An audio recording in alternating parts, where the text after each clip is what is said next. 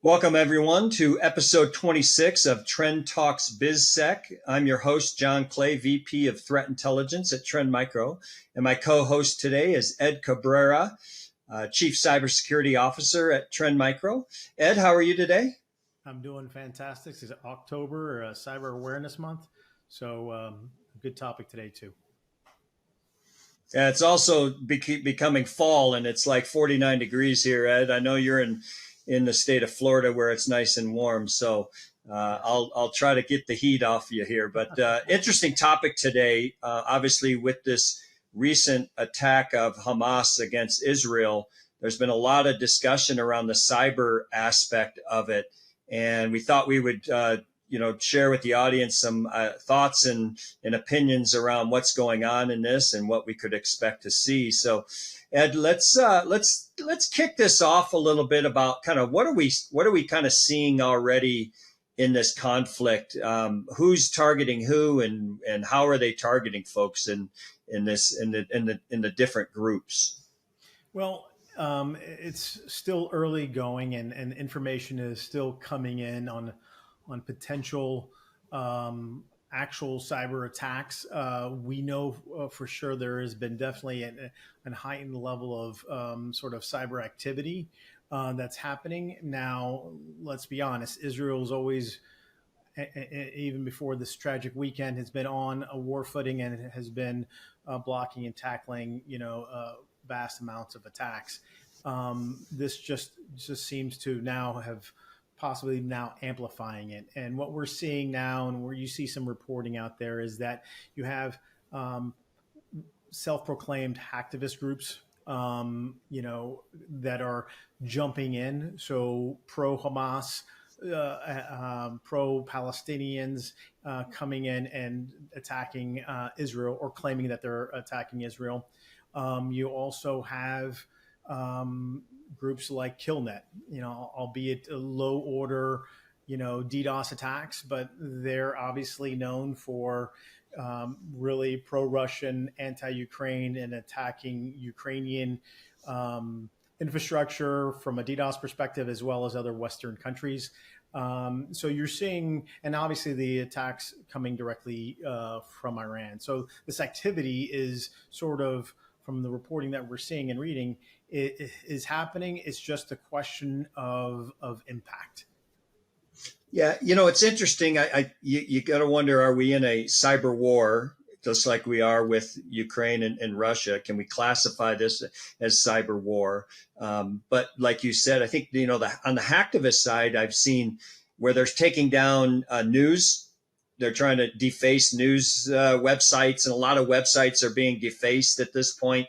Whether that's effective or not, we'll see. But certainly, obviously, one of the first tactics is to disrupt the news with whether it's misinformation campaigns, disinformation campaigns, or bringing down the news communication so that the citizens of Israel and wherever you're at may not have the correct information coming out, right?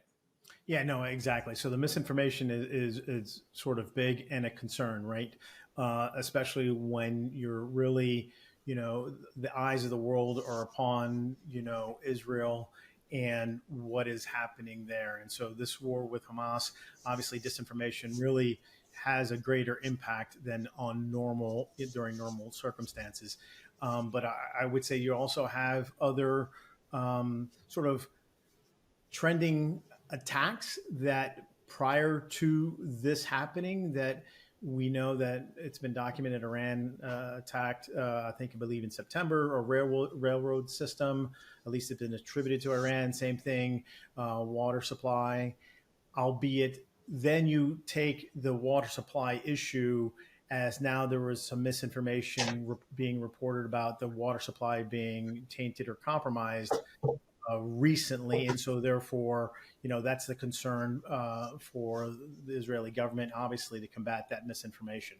So we have definitely seen Iran sort of an uptick into critical infrastructure and doing probing attacks, and I think that's what we're going to continue to see, is these probing attacks.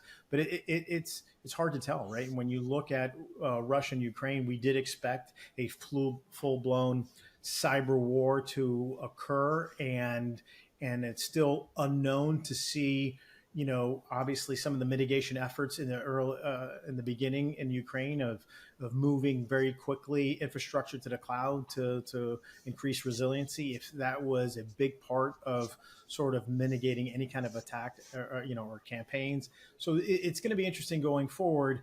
What really would be the sort of tool or cyber tool for being used and combined with a physical attack, or it might not Right. be full blown cyber war, but there's definitely cyber warfare tactics that I'm sure are going to be utilized and are being utilized now.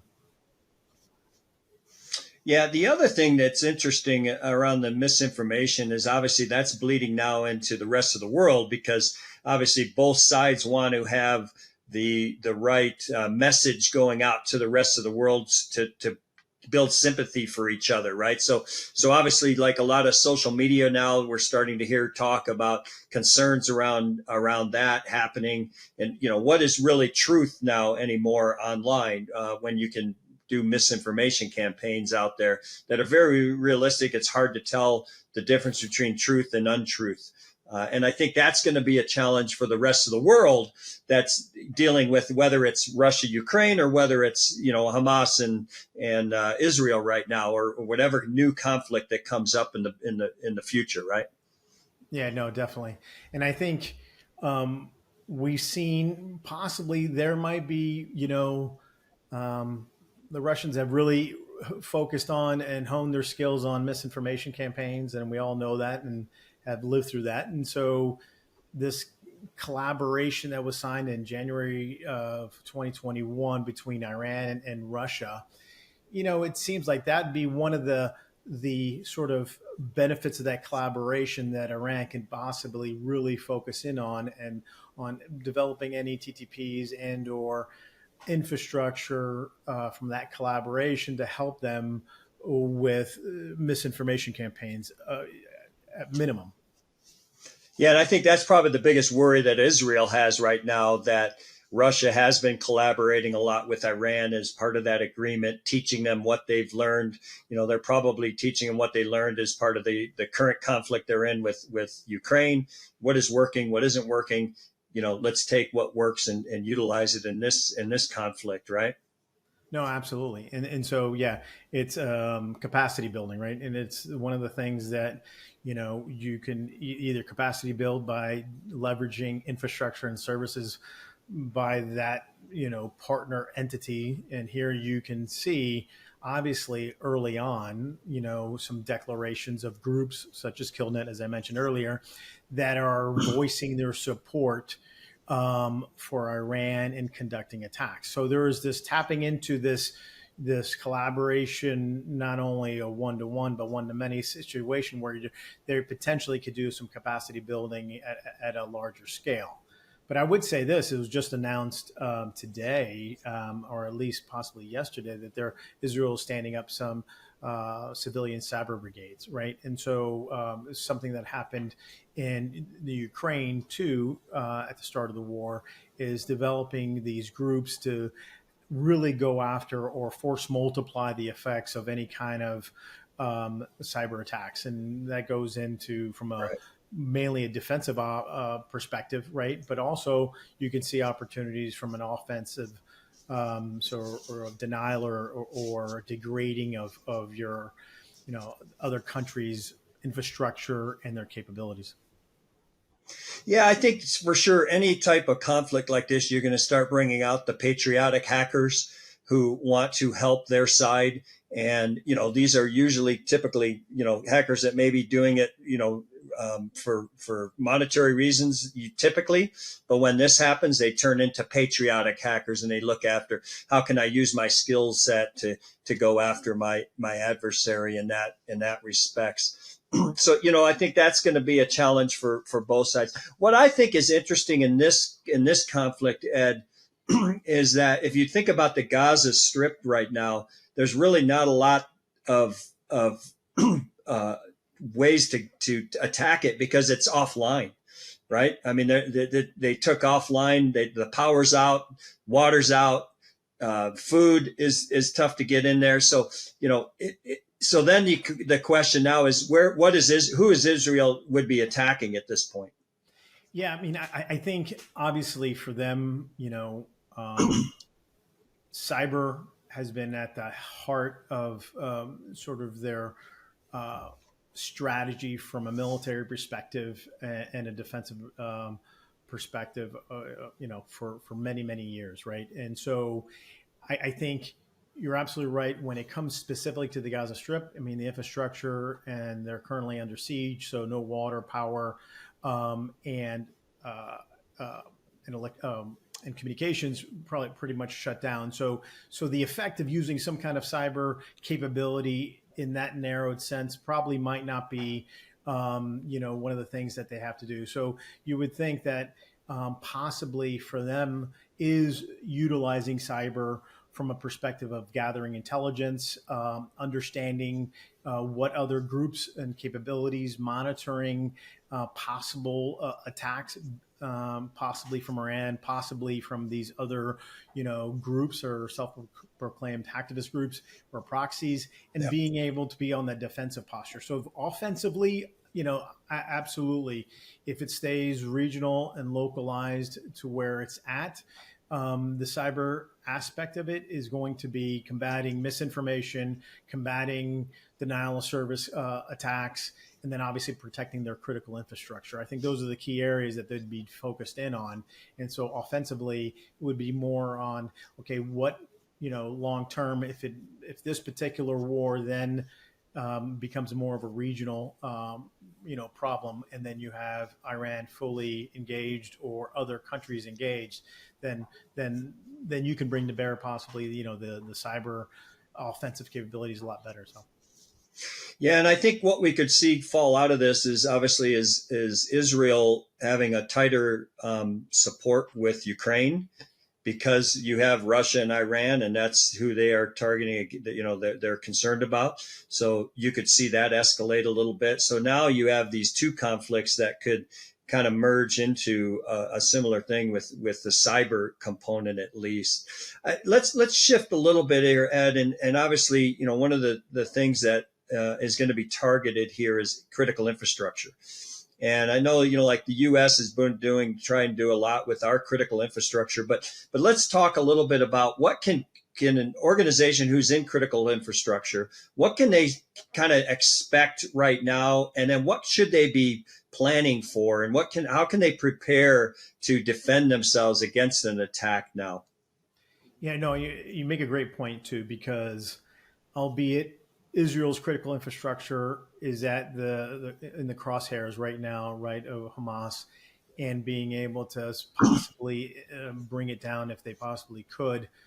Um, when we look at the sort of going forward, critical infrastructure in, within all of Israel's allies, such as the United States, they have to be first and foremost become extremely vigilant now, right? In other words, they really have to understand that, hey, arguably they are not the target right now, but they could quickly become a collateral target, in a broader campaign. And so they first and foremost become more vigilant. The second thing is this is the best time to really assess where you're at in any given moment when it comes to your security posture, right? We talk extensively about your attack surface risk management.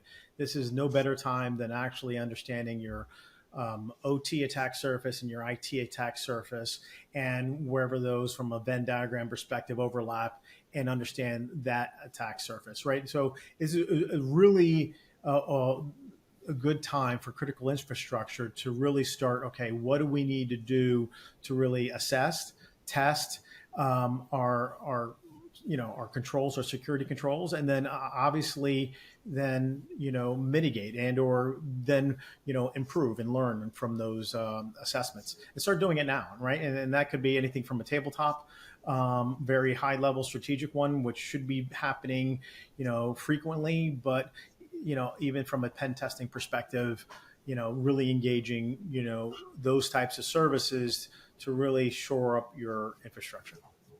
Yep. All good points. Well, Ed, it's been a great discussion. I think obviously this is just at the initial stages, so there's going to be, we'll see more things happen, but we'll keep our fingers crossed and pray that the innocent civilians don't get caught up and don't get targeted with a lot of this. But as we know, we've seen already that the case is happens against the civilians. So. But in any case, great discussion, Ed. Let's maybe we'll be picking it up again as we learn more as we go along. But have a great day, and let's talk again. Definitely. Well, everybody, thanks for joining us on episode 26 of Trend Talks BizSec. We'll be back in 2 weeks to talk about another topic, or possibly even further discussion about this topic. But love to thank you very much for listening, and we will talk soon. Take care. Bye-bye.